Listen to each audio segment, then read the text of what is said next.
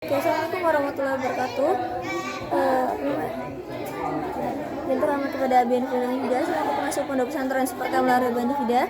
Yang terhormat kepada Bapak Pengurus, para dewan guru, serta teman-teman saya dan keluarga saya di rumah yang saya sayangi, saya cintai, serta saya banggakan. Oke, perkenalkan nama saya Nurul Zaman Hidayat.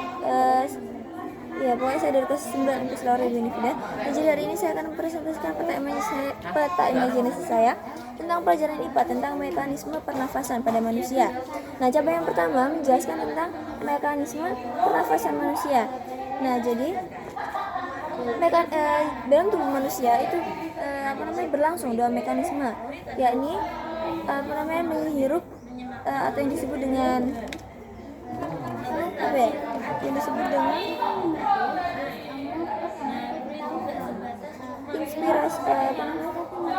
inhalasi atau inspirasi, dan yang kedua itu adalah menghembuskan udara, yakni adalah ekshalasi atau ekspirasi. Nah, jadi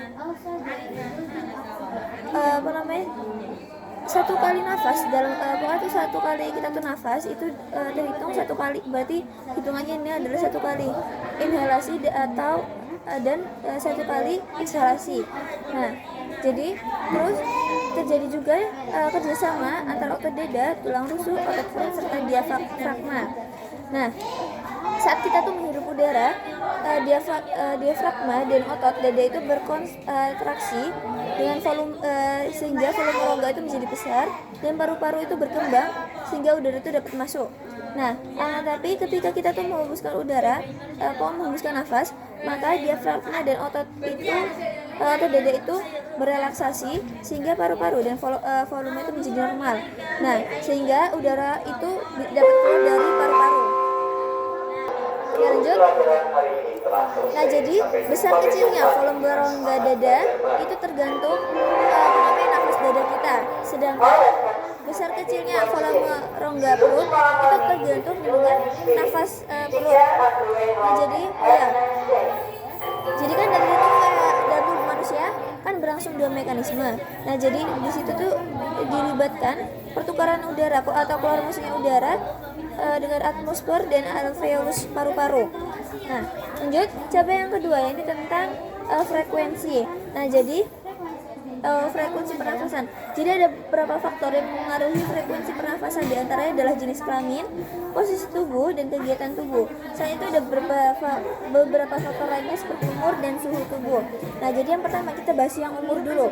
Nah, jadi semakin kita tuh bertambah umurnya atau semakin tua kita, maka semakin rendah frekuensinya. Jadi kayak tergantung dengan kayak dia tuh bergantung dengan berkurangnya proporsi kebutuhan kita. Nah, terus yang kedua ini adalah jenis kelamin. Nah, jadi CO2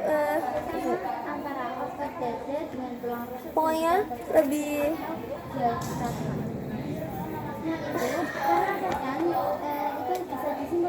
Nah, jadi pada umumnya laki-laki itu lebih banyak bergerak daripada perempuan. Nah, jadi sehingga lebih banyak memerlukan energi, sehingga kebutuhan CO2 dan metabolisme dari laki-laki itu lebih tinggi daripada perempuan.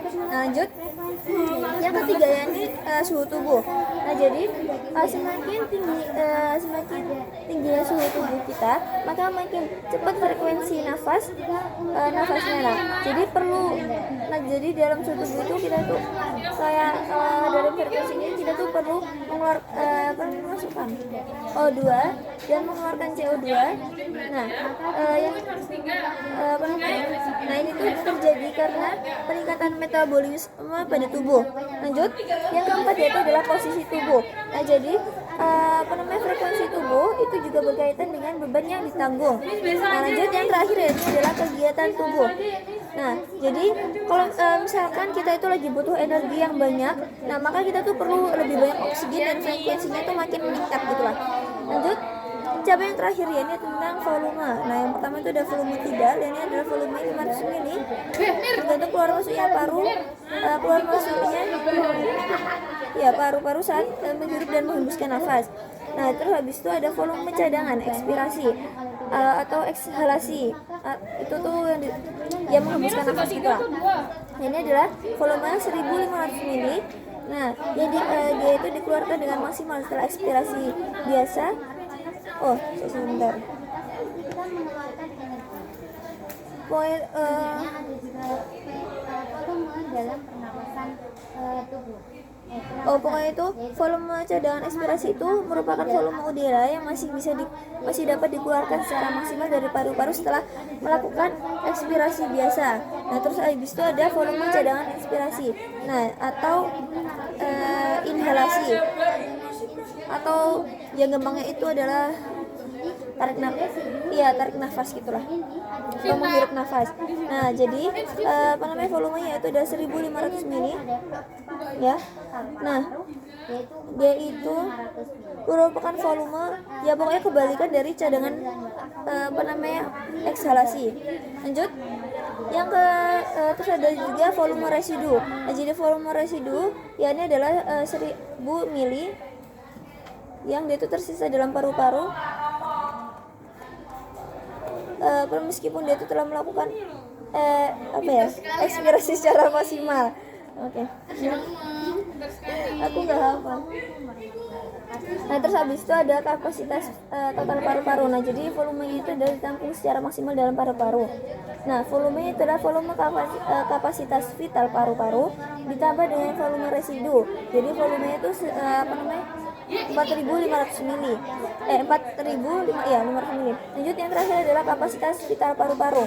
Nah, jadi volumenya itu ada 3.500 mili, yakni dari total volume tidal ditambah dengan volume cadangan ekspirasi dan ditambah lagi dengan volume cadangan inspirasi.